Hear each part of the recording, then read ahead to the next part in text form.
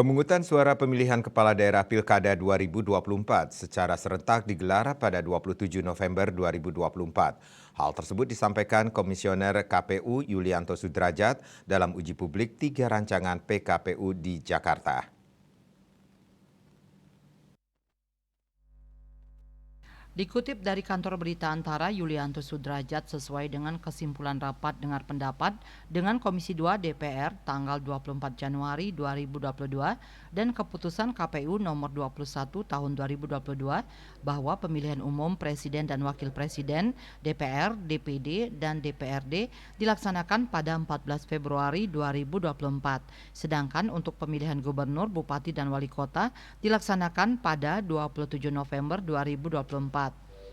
Yulianto menuturkan rencana digelarnya pemungutan suara bagi Pilkada 2024 telah tertuang dalam rancangan peraturan Komisi Pemilihan Umum PKPU tentang tahapan jadwal penyelenggaraan pemilihan gubernur dan wakil gubernur, bupati dan wakil bupati, dan atau wali kota dan wakil wali kota tahun 2024.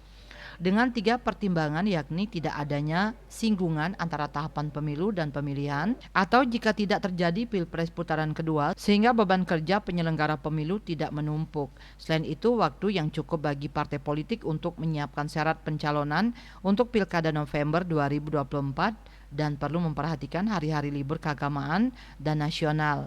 Adapun rancangan jadwal Pilkada 2024 yang telah disusun KPU diantaranya tanggal 5 Mei sampai 19 Agustus 2024 dijadwalkan pemenuhan persyaratan dukungan calon perseorangan.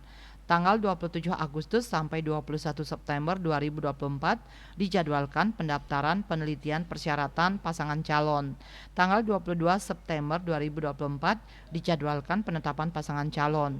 Tanggal 23 September 2023 dijadwalkan pengundian dan pengumuman nomor urut pasangan calon. Kemudian tanggal 25 September sampai 23 November 2024 dijadwalkan masa kampanye. Tanggal 24 November sampai 26 November 2024 dijadwalkan masa tenang. Tanggal 27 November 2024 jadwal pelaksanaan pemungutan suara dan tanggal 27 November sampai 10 Desember 2024 jadwal penghitungan suara dan rekapitulasi. Bali Post melaporkan.